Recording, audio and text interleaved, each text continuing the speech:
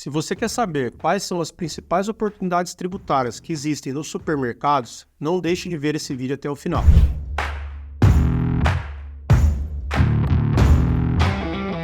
Fala pessoal, meu nome é Elcio Guiotto e há mais de 22 anos atuo com consultoria tributária de maneira geral, atendendo pessoas físicas e pessoas jurídicas. E nesse vídeo de hoje eu quero mostrar para vocês quais são as principais oportunidades tributárias que nós temos dentro dos supermercados quando a gente fala de recuperações administrativas. Então o primeiro ponto que a gente precisa observar, sempre que a gente inicia algum tipo de trabalho na consultoria tributária, é o regime tributário daquele cliente. Então é muito importante que vocês tenham conhecimento sobre as diferenças de regimes tributários, Simples Nacional, Lucro Real e Lucro Presumido. Aqui dentro do meu canal do YouTube, nós temos alguns vídeos que explicam sobre essas questões e essas diferenças. E você precisa estar muito atento, porque sabendo as diferenças dos regimes tributários, você certamente vai saber quais são as grandes e as principais oportunidades. Então, quando a gente fala de supermercados, a gente sempre está falando de um comércio que normalmente tem margens de lucros pequenas, ou seja, dificilmente nós vamos encontrar supermercados com margem de 30%, 40%. E por que eu falo isso? Porque ali é uma atividade de revenda de mercadorias, onde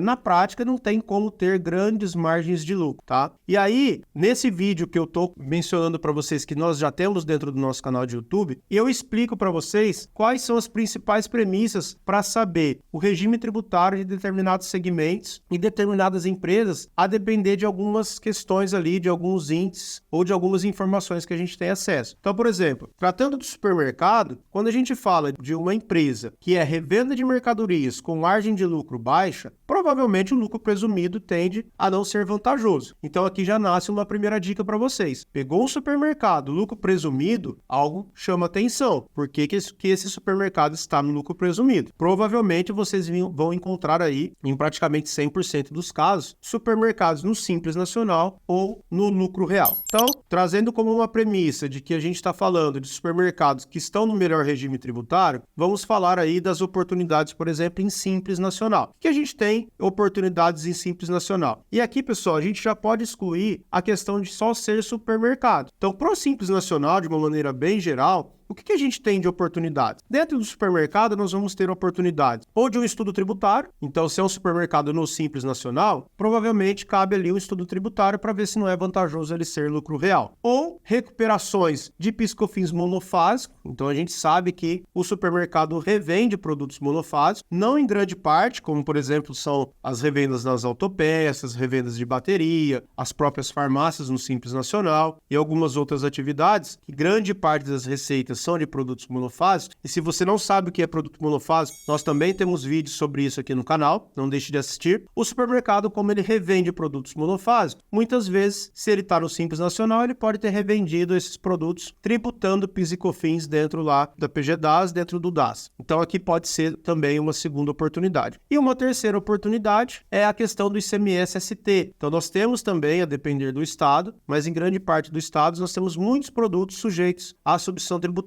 E aí, essas revendas não deveriam ser tributadas também pelo ICMS. Então, quando a gente fala de Simples Nacional, normalmente, independente se é ou não supermercado, as grandes demandas que nós temos são essas. É claro que falando de recuperações tributárias, porque a gente pode ter aí dentro do Simples Nacional algumas atuações relacionadas a parcelamentos, ou parcelamentos na Receita Federal, ou parcelamentos na PGFE. Quando a gente fala de lucro real, e aí para tudo e para todos os segmentos, o lucro real tende a ser o regime tributário com mais oportunidades tributárias. Por quê? Porque o regime tributário do lucro real ele é mais abrangente, ele é mais complexo e tem mais informações. Então, consequentemente, aumenta a margem de possíveis erros. Então, entrando já no mérito do lucro real, a gente precisa avaliar quais são as grandes oportunidades. Então, eu vou elencar para vocês aqui as principais oportunidades. Primeiro ponto é um supermercado lucro real que tem lucro. Se for, esse supermercado tende a pagar o imposto de renda e contribuição social. Se ele paga imposto de renda e contribuição social, as duas grandes oportunidades que nós temos aqui é juros sobre capital próprio, que inclusive a gente pode fazer de maneira extemporânea, em que pese recentemente a gente ter tido aí uma decisão recente do CARF por volta de qualidade contrária ao contribuinte para fazer JCP extemporâneo, mas esse é o assunto que está favorável ao contribuinte no judiciário. A gente tem também a questão da subvenção para investimentos, só que é um assunto também complicado e um assunto assunto que a gente precisa ter uma tratativa diferente e avaliar realmente todas as premissas, principalmente em relação a possíveis distribuição de dividendos aos sócios. Então a gente tem as duas possibilidades. E nós temos uma terceira possibilidade dentro das empresas, dos supermercados de lucro real, que é a depreciação acelerada e incentivada de prateleiras, de alguns itens do ativo imobilizado, tá? Ah, Elcio, mas essa é minha empresa aqui que eu estou avaliando, ou meu próprio supermercado não tem lucro real, não paga imposto de renda. Se não paga imposto de renda e não tem perspectivas de pagar imposto de renda no próximo ano, nos próximos 2, 3 anos, essas demandas tendem a não servir tanto. Mas vale a pena avaliar, principalmente vendo as projeções futuras. Muitas vezes está com prejuízo, porque é um supermercado que está investindo muito, mas tem uma perspectiva de lucros futuros. Então, ficar atento à subvenção, ficar atento a juros sobre capital próprio, principalmente se o governo vier e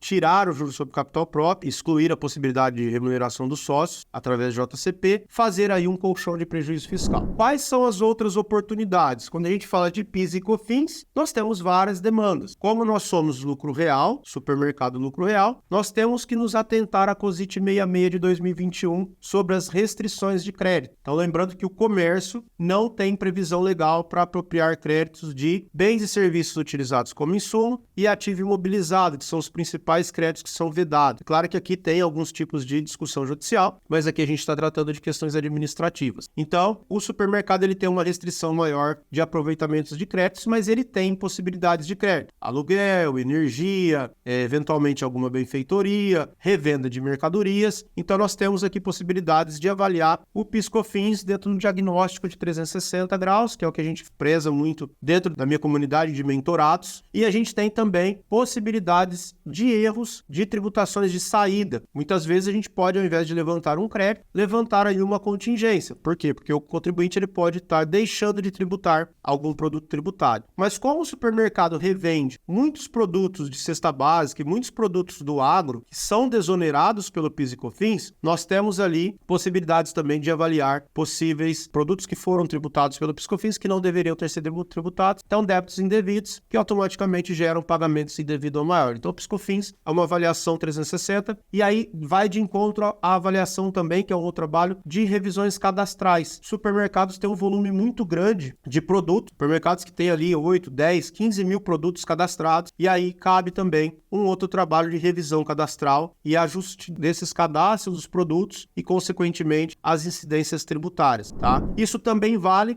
trazendo aí essa ideia do PIS/COFINS também para o ICMS, eventualmente débitos e créditos, tributações ali de ICMS que foram feitos de maneira indevida, então avaliando possíveis créditos, em que pese grande parte dos créditos serem sobre produtos de revenda e, eventualmente, revenda de produtos que teve ICMS pago por submissão tributária, que não deveriam ter sido tributados novamente pelo supermercado. E aqui cabe também uma avaliação se esse supermercado é ou não optante pelo ROT, que é o regime optativo de tributação, para fins de avaliação de créditos ou débitos de ICMS, que nesses casos, se for optante pelo ROT, eu não teria aí valores para recuperar. E aí a gente também tem relacionado ao ICMS a questão de revenda de produtos acima ou abaixo da pauta. Então, dentro do ICMS a gente tem aqui essas particularidades, né, e essas possibilidades de levantamentos de crédito. Nós não temos nada relacionado ao IPI, tá? E temos dois trabalhos que eu entendo como oportuno mencionar, que são trabalhos que, em que pese existir, na prática é muito difícil a gente ter esse trabalho para ser feito. O primeiro é a questão das perdas em relação às desossas, tá? A gente já tem um movimento dos açougues dentro dos supermercados, ou os próprios açougues que são CNPJs distintos, comprarem muitas vezes as carnes em caixas, então não tem mais o processo de desossa internamente ali dentro do supermercado, mas se tiver, a gente tem uma possibilidade de avaliação como estão sendo registradas essas perdas na contabilidade. Mas aqui vai uma dica, porque grande parte dos trabalhos que a gente já fez, na hora que vai discutir com a contabilidade, tanto as perdas em relação às hortifrutis, quanto perdas relacionadas à desossa, a própria contabilidade já faz a contabilização dessas perdas como dedutível no resultado. Então, muito cuidado com esses trabalhos que são vendidos aí, laudos de desossa, que nem precisa ter laudo. Pelo artigo 303 do regulamento, não tem necessidade de laudo.